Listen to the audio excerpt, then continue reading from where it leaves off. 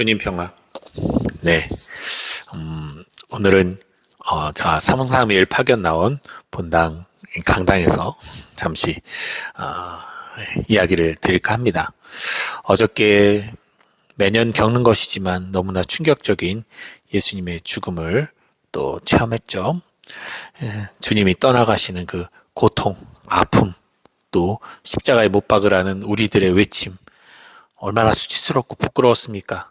그 외침을 할 때마다 정말 주님을 못 박는 당사자가 나인가라는 생각이 들면서 마음 아프죠. 하지만 그 외침이 어찌 보면 지난 1년간, 작년에 부활하셨잖아요. 지난 1년간 또 우리의 생각과 말과 태도 안에서 이 외침보다 더한 어떤 모진 행동들로 예수님의 성심에 상처를 드렸던 그 부분을 생각한다면 오히려 이 십자가에 못 박으라는 우리의 외침이 하나의 깨달음의 계기, 지난 내 잘못을 뉘우치고 다시 주님께 충성을 다하기로 결심할 수 있는 또 그런 다른 계기가 되지 않을까라는 생각도 해봅니다. 오늘은 물론 부활 성야 미사가 있지만 오늘은 또 이 성토일 미사가 공식적으로 없는 날이죠. 그래서 아마 매일 미사 책에도 그냥 성토일하고 그 안에 비어 있습니다.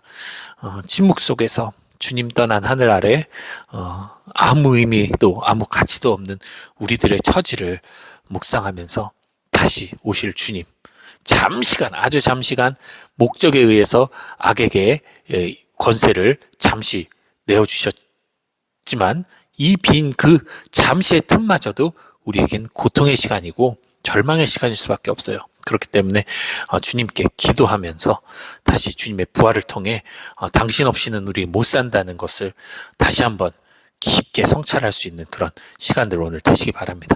오늘은 뭐 다른 건 아니고요. 제가 뭐 하나만 나누고 영상을 마칠까 합니다. 어저께 여기서 이제 오후 3시에 십자가 얘기를 했어요.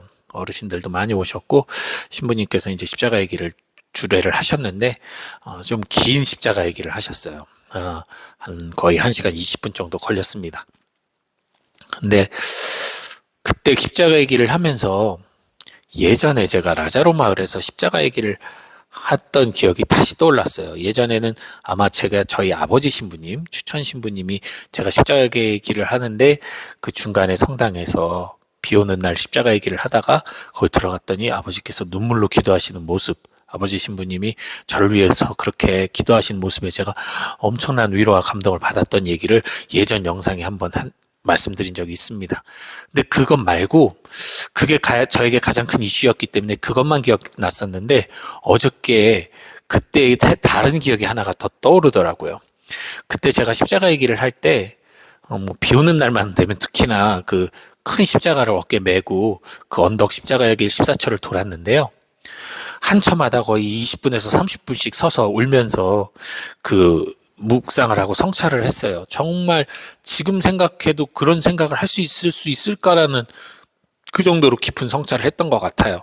역시 사람은 고통 중에 절박함 중에 하느님을 더 많이 만나게 되고 더 많이 절실할 때 그 진심으로 우러나오는 기도가 정말 아름다운 것 같아요. 지금 하래도 못합니다. 근데 어쨌든 그때 그렇게 십자가 길을 하고 갔어요. 한 처마다 2-30분이니 거의 10초가 넘어갈 때쯤이면 2시간 이상이 지나가고 있었거든요. 근데 참 아이러니하게도 제가 12초까지, 그러니까 예수님께서 십자가에 못 박혀 돌아가시는 데까지만 가면 거기에서 저의 그 내적 고통과 아픔은 절정을 이루고 그 뒤로는 기억을 잃어요. 13초, 14초를 갔음에도 불구하고 그 뒤로는 제가 그 13초, 14초에서 기도한 게 전혀 생각이 안 나는 거예요. 항상 12초에서 저는 죽음을 맞이했습니다. 너무 고통스럽고 괴롭고 그것이 이제 남에 대한 원망이기도 하고 내 자신에 대한 또 비난이기도 했어요. 아무튼 진짜 채찍을 맞는 고통, 못을 박히는 고통, 죽는 그 절망적인 고통 속에서 12초 십자가에 못 박혀 돌아가신 예수님의 순환의 순간 저는 거기서 이제 십자가 든 채로 무릎 꿇고 대성통곡을 하고 끝나는 거예요. 그리고 뭐 그냥 죽었으니까 그 이후에 13처, 14처는 별로 기억이 안 나는 거예요. 거기서 죽어서. 늘 그랬어요. 십자가의 길을 할 때마다 거기서 무너지고 죽고 끝나는 거예요. 괴로웠죠. 주님께 계속 청했어요. 나도 같이 죽고 부활하고 싶습니다. 청했는데 부활을 못하는 거예요. 맨날 그 죽고 끝이 났었어요. 고통 중에 머물 때예요, 그게. 근데 스톤에 들어가게 되고 그 이후도 뭐 물론 매 사순시기 때마다 십자가의 길을 하고 했죠. 그랬다가 정확하게 그 날짜는 기억이 안 나는데 제가 서품을 받고 잠비아를 갔다 와서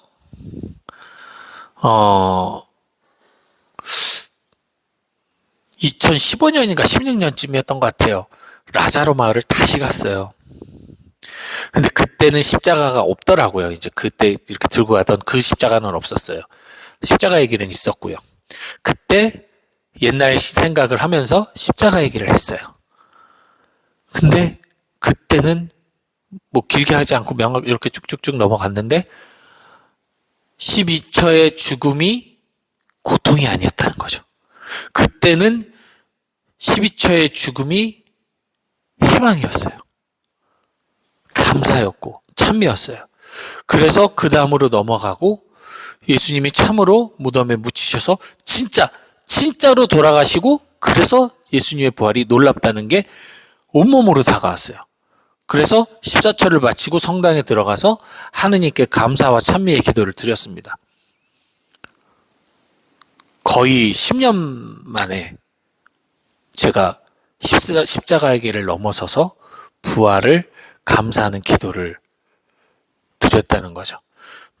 사실 그 당시에도 저에겐 고통스러운 일들이 많이 있었어요. 저 자신이 아니라 제 주변에 고통스러운 일들이 많이 있었습니다. 그래서 제가 되게 많이 힘들 때였는데 그럼에도 불구하고 그때는 주님께서 이제는 죽음을 넘어서 부활의 삶을 살아가도록 저를 이끌어 주시고 또 마련해 주셨다는 것을 제가 알아차렸던 거죠. 그래서 10년 만에 감사와 찬미의 기도를 드리면서 십자가의 길에 참된 어떤 결말인 부활에 제가 제 마음이 도달할 수 있었다는 거죠.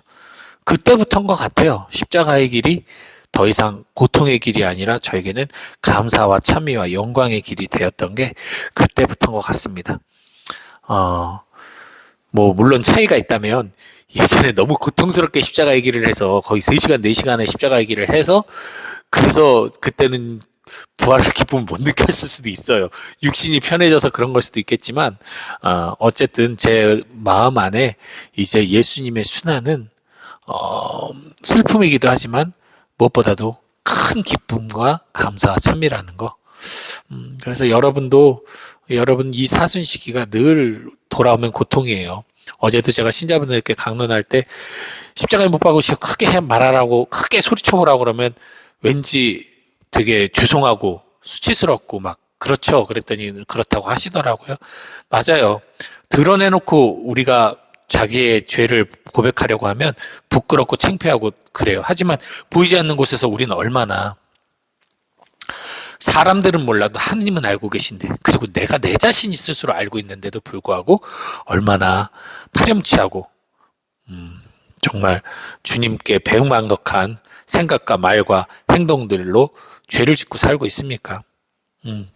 그렇기 때문에 이 사순 시기는 그 모든 죄를 덮고 묻어버리시는 완전히 덮고 묻고 더블로 이거는 영화 대사고 구원으로 이끄시는 하느님의 그 놀라우신 사랑에 진짜 너무나 감사하고 고맙고 행복해서 눈물을 흘릴 수 있는 그런 시간들로 우리 사순 시기를 보내면 더욱더 행복하지 않을까라는 생각도 해봅니다.